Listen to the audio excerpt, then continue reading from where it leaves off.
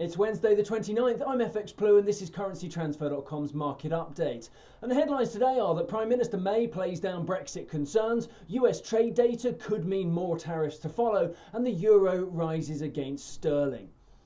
The Brexit bravado being played out by both sides at the moment is masking a real fear that the UK may depart with no deal. The Brexit issue may well be an unsolvable conundrum, and the Irish border is a prime example of why. A closed border, likely to happen following a no-deal Brexit, will damage economies on both sides, but an open border is impossible under EU statute. Neither side can propose a satisfactory solution to this issue at the moment.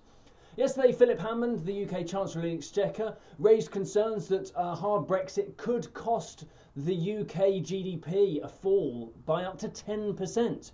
Theresa May, during her visit to South Africa aimed at drumming up post-Brexit trade deals, she played down the GDP fears, saying that a no-deal Brexit would, quote-unquote, not be the end of the world.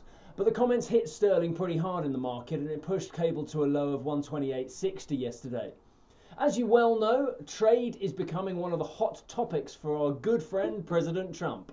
Many years ago, the US trade data used to be the most significant monthly data release because it was a true indicator of US economic activity. But since the shift in the manufacturing base overseas in search of increased profit from cheaper labour, the trade data has become little more than a record of a steadily growing trade deficit.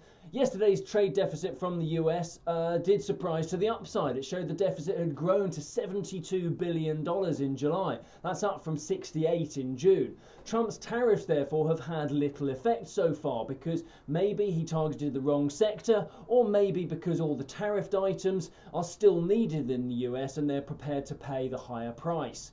The dollar index naturally fell off the back of this, and we've slipped to 94.45, still in corrective mode as the influences that drove the dollar to fresh highs over the summer gradually dwindle. And the euro posted gains yesterday. Sterling euro moved down to 109.90 as sterling suffered from the hard Brexit sell-off. A natural beneficiary for this move, of course, is the US exporter. Those selling to Europe will benefit from their products being priced more competitively in a tough market. The opposite, though, is true for EU goods. They will naturally become slightly more expensive in the UK, and this risks them being undercut by other international markets that the EU fear could become the UK's primary or major trading partners in a post-Brexit world. There's plenty left to run here, but it's definitely one to keep an eye on, and of course we'll keep you posted. See you tomorrow.